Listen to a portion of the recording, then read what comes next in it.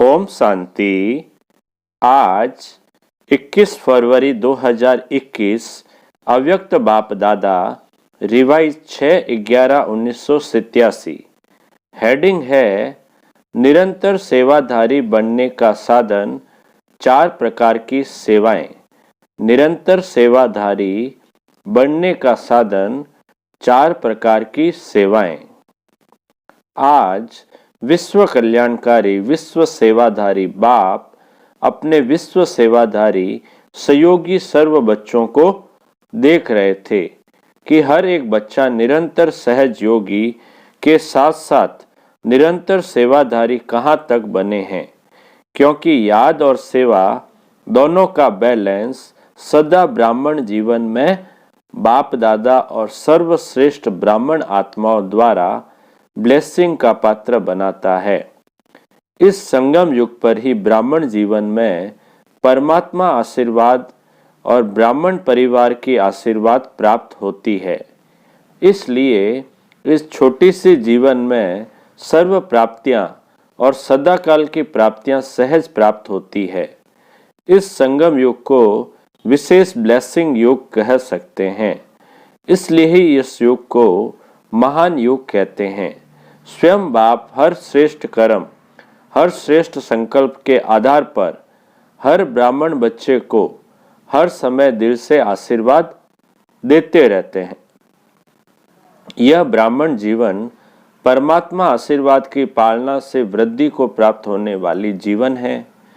भोलानाथ बाप सर्व आशीर्वाद की झोलियां खुले दिल से बच्चों को दे रहे हैं, लेकिन यह सर्व आशीर्वाद लेने का आधार याद और सेवा का बैलेंस है। अगर निरंतर योगी है तो साथ साथ निरंतर सेवाधारी भी है।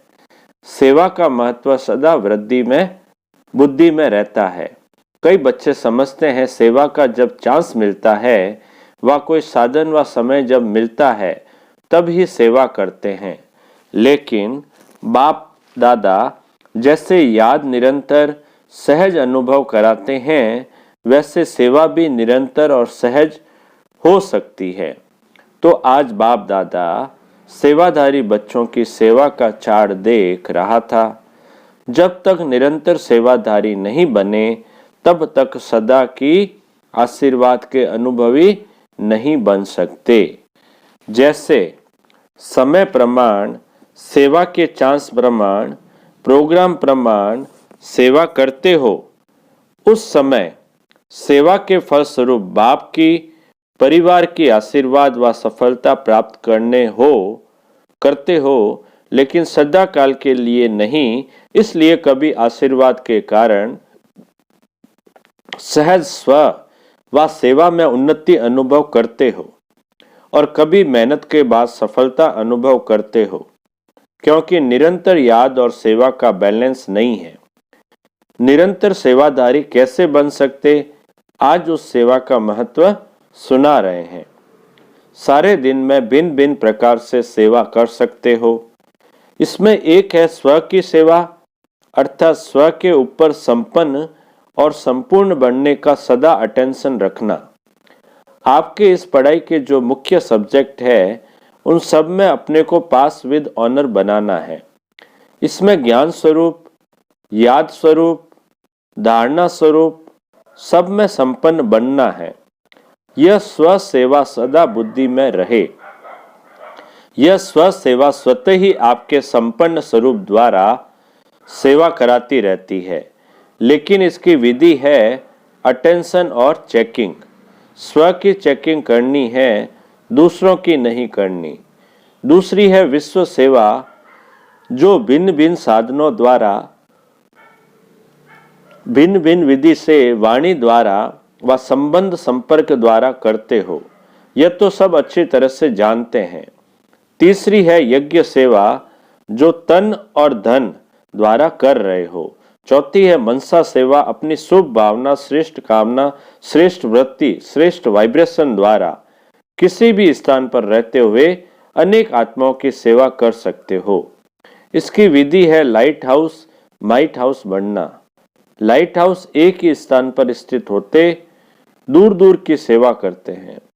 ऐसे आप सभी एक स्थान पर होते अनेकों की सेवा अर्थ निमित्त बन सकते हो। इतनी शक्तियों का खजाना जमा है तो सहज कर सकते हो। इसमें स्थूल साधन व चांस व समय की प्रॉब्लम नहीं है, सिर्फ लाइट माइट से संपन्न बनने की आवश्यकता है। सदा मन बुद्धि व्यर्थ सोचने से मुक्त होना चाहिए। मन मना भाव के मंत्र का सहज स्वरूप होना चाहिए। यह चारों प्रकार की सेवा क्या निरंतर सेवाधारी नहीं बना सकती? चारों ही सेवाओं में हर समय कोई न कोई सेवा करते रहो तो सहज निरंतर सेवाधारी बन जाएंगे और निरंतर सेवाओं पर उपस्थित होने के कारण, सदा बिजी रहने के कारण सहज मायाजीत बन जाएंगे। चारों ही सेवाओं में से जिस समय जो सेवा कर सकते हो वह करो, लेकिन सेवा से एक सेकंड भी वंचित नहीं रहो। 24 घंटा सेवाधारी बनना है, 8 घंटे की योगी व सेवाधारी नहीं, लेकिन निरंतर सेवाधारी। सहज है ना? और नहीं तो स्व की सेवा तो अच्छी है, जिस समय जो चांस मिले वह सेवा कर सकते हो। कई बच्चे शरीर के कारण व समय न मिलने के कारण समझते हैं हम तो सेवा कर नहीं सकते हैं, लेकिन अगर चार ही सेवाओं में से कोई भी सेवा में विधि पूर्वक बिजी रहते हो तो सेवा की सब्जेक्ट में मार्क्स जमा होती जाती है और यह मिले हुए नंबर अंक फाइनल रिजल्ट में जमा हो जाएंगे। जैसे वाणी द्वारा सेवा करने वालों के मार्क्स जमा होते हैं, वैसे यज्ञ सेवा व स्व की सेवा व मनसा सेवा, इनका भी इतना ही महत्व है। इसके भी इतने नंबर जमा होंगे। हर प्रकार की सेवा के नंबर इतने ही हैं।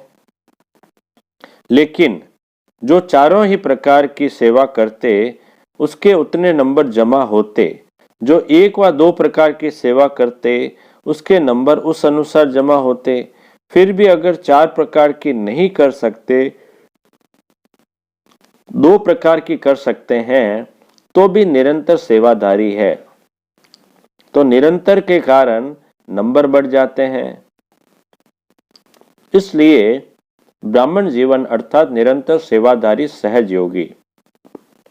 जैसे याद का अटेंशन रखते हो कि निरंतर रहे, सदा याद का लिंक जुटा रहे, वैसे सेवा में भी सदा लिंक जुटा रहे। जैसे याद में भी भिन्न भिन्न स्थिति का अनुभव करते हो, कभी बीज रूप का, कभी फरिश्ता स्वरूप का, कभी मनन का, कभी रूह रियान का, लेकिन स्थिति भिन्न भिन्न होते भी याद की सब्जेक्ट में निरंतर याद में गिनते हो। ऐसे यह भिन्न भिन्न सेवा का रूप हो, लेकिन सेवा के बिना जीवन नहीं। श्वासोश्वास याद और श्वासोश्वास सेवा हो, इसको कहते हैं बैलेंस। तब ही हर समय ब्लेसिंग प्राप्त होने का अनुभव सदा करते रहेंगे और दिल से सदा स्वतः ही यह आवाज निकलेगा कि आशीर्वादों से पल रहे हैं, आशीर्वाद से उड़ती कला के अनुभव से उड़ रहे हैं, मेहनत से युद्ध से छूट जाएंगे। क्या, क्यों, कैसे, इन प्रश्नों से मुक्त हो सदा प्रसन्न रहेंगे। सफलता सदा जन्म सिद्ध अधिकार के रूप में अनुभव करते रहेंगे। पता नहीं क्या होगा, सफलता होगी व नहीं होगी, पता नहीं हम आगे चल सकेंगे व नहीं चल सकेंगे, यह पता नहीं का संकल्प परिवर्तन हो तब मास्टर त्रिकालदर्शी स्थिति का अनुभव करेंगे। विजय हुई पड़ी है, यह निश्चय और नशा सदा अनुभव होगा। यही ब्लेसिंग की निशानियां है। समझा?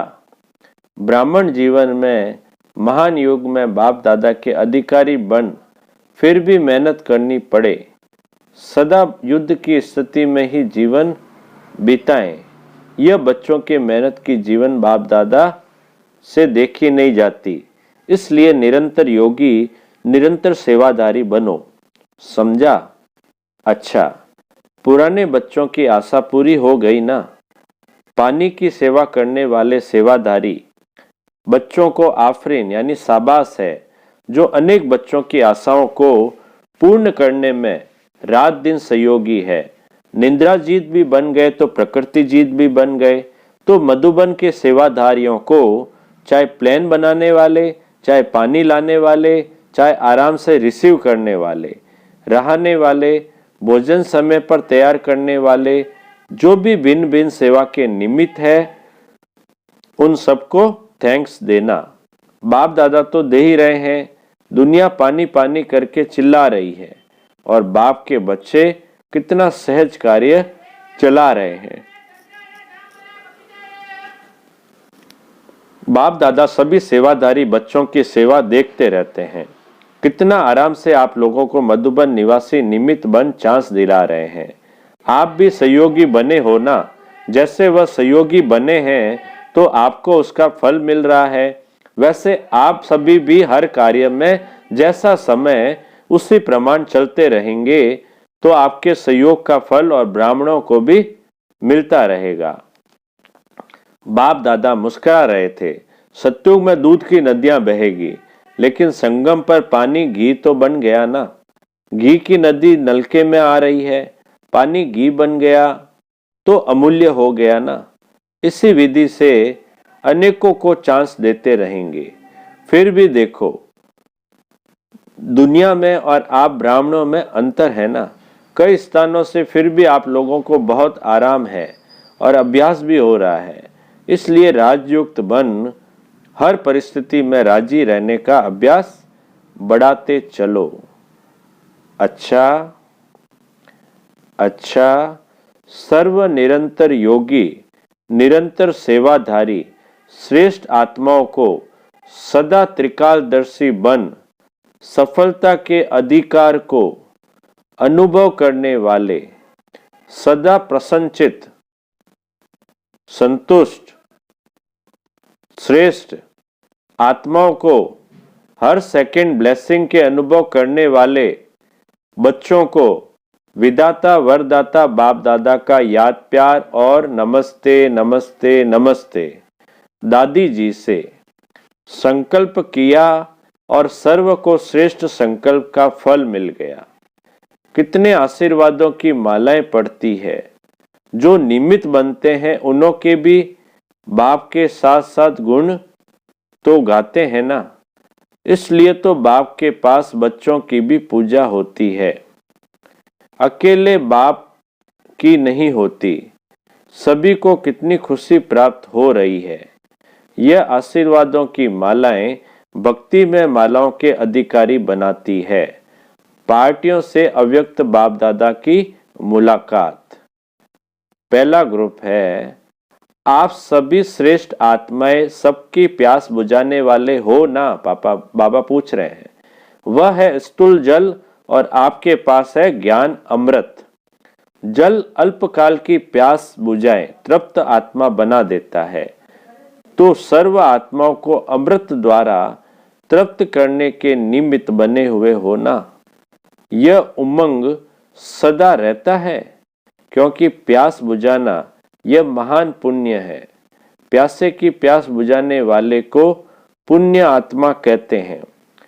आप भी महान पुण्य आत्मा बन सभी की प्यास बुझाने वाले हो। जैसे प्यास से मनुष्य तड़पते हैं, अगर पानी न मिले तो प्यास से तड़फेंगे ना। ऐसे ज्ञान अमृत न मिलने से आत्माएं दुख अशांति में तड़फ रही है, तो उनको ज्ञान अमृत देकर प्यास बुझाने वाली पुण्य आत्माएं हो, तो पुण्य का खाता अनेक जन्मों के लिए जमा कर रहे हो ना। एक जन्म में ही अनेक जन्मों का खाता अनेक जन्मों के लिए जमा कर रहे हो ना। एक जन्म में ही अनेक जन्मों का खाता जमा होता है, तो आपने इतना जमा कर लिया है ना। इतने मालामाल बन गए हो जो औरों को भी बांट सकते हो। अपने लिए भी जमा किया और दूसरों को भी देने वाले दाता बने। तो सदा यह चेक करो कि सारे दिन में पुण्य आत्मा बने, पुण्य का कार्य किया था, सिर्फ अपने लिए ही खाया पिया मौज किया। जमा करने वाले को समझदार कहा जाता है। जो कमाए और खाए उसको समझदार नहीं कहेंगे। जैसे भोजन खाने के लिए फुर्सत निकालते हैं वो क्योंकि आवश्यक है, ऐसे यह पुण्य का कार्य करना भी आवश्यक है। तो सदा ही पुण्य आत्मा हो, कभी कभी की नहीं। चांस मिले तो करें, नहीं चांस लेना है, समय मिलेगा नहीं, समय निकालना है, तब जमा कर सकेंगे। इस समय जितना भी भाग्य की लकीर खींचने चाहो उतना खींच सकते हो, क्योंकि बाप भाग्य विधाता और वरदाता है। श्रेष्ठ नॉलेज की कलम बाप ने अपने बच्चों को दे दी है। इस कलम से जितनी लंबी लकीर खींचने चाहो खींच सकते हो। बाबा कहते हैं श्रेष्ठ नॉलेज की कलम बाप ने अपने बच्चों को दे दी है। इस कलम से जितनी लकीर खींचना चाहो, जितनी लंबी लकीर खींचनी चाहो खींच सकते हो। दूसरा ग्रुप है सभी राज ऋषि हो ना, बाबा पूछ रहे हैं प्रश्न। राज अर्थात अधिकारी और ऋषि अर्थात तपस्वी। तपस्या का फल सहज परिवर्तन कराने का आधार है। परमात्मा लगन से स्वयं को और विश्व को सदा के लिए निर्विघ्न बना सकते हो। निर्विघ्न बनना और निर्विघ्न बनाना, यही सेवा करते हो ना। अनेक प्रकार के विघ्नों से सर्व आत्माओं को मुक्त करने वाले ही जीवन मुक्ता वरदान बाप से लेकर औरों को दिलाने वाले हो ना। तीसरा ग्रुप हिम्मते बच्चे मददे बाप। बच्चों की हिम्मत पर सदा बाप की मदद पदम गुना प्राप्त होती है। बोझ तो बाप के ऊपर है, बाबा के ऊपर बोझ तो है, लेकिन ट्रस्टी बन सदा बाप की याद से आगे बढ़ते रहो। बाप की याद ही छत्र छाया है। पिछला हिसाब सुली है, लेकिन बाप की मदद से कांटा बन जाता है। परिस्थितियां आनी जरूर है, क्योंकि सब कुछ यहां ही चुकतू करना है, लेकिन बाप की मदद कांटा बना देती है, बड़ी बात को छोटा बना देती है। क्योंकि बड़ा बाप साथ है, सदा निश्चय से आगे बढ़ते रहो। हर कदम में ट्रस्टी ट्रस्टी अर्थात सब कुछ तेरा, मेरापन समाप्त करो।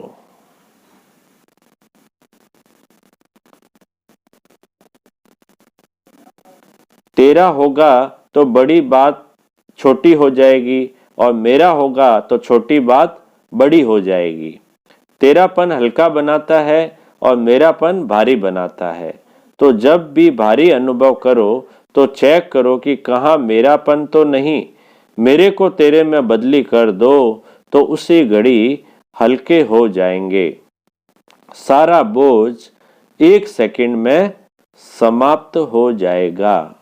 अच्छा, आज का वरदान है संतुष्टता की विशेषता व श्रेष्ठता द्वारा सर्व के इष्ट बनने वाले वरदानी मूर्त भव। संतुष्टता की विशेषता व श्रेष्ठता द्वारा सर्व के इष्ट बनने वाले वरदानी मूर्त भव। विस्तार, जो सदा स्वयं से और सर्व से संतुष्ट रहते हैं, वही अनेक आत्माओं के इष्ट व अष्ट देवता बन सकते हैं। सबसे बड़े से बड़ा गुण कहो, दान पुण्य कहो, दान कहो, या विशेषता व श्रेष्ठता, संतुष्ट आत्मा ही प्रभु प्रिय, लोकप्रिय और स्वयं प्रिय होती है। ऐसी संतुष्ट आत्मा ही वरदानी रूप में प्रसिद्ध होगी। अभी अंत के समय में महादानी से भी ज्यादा वरदानी रूप द्वारा सेवा होगी। स्लोगन है आज का, विजय रत्न वह है जिसके मस्तक पर सदा विजय का तिलक चमकता हो। विजय रत्न वह है जिसके मस्तक पर सदा विजय का तिलक चमकता हो। विशेष सूचना है, आज मास का तीसरा रविवार अंतर्राष्ट्रीय योग दिवस है। सभी भाई बहनें 6:30 से 7:30 बजे तक विशेष योग अभ्यास में अपने पूर्व स्वरूप को इमर्ज करें और पूरे वृक्ष को सर्व शक्तियों को सकाश देने की सेवा करें। अच्छा, ओम शांति।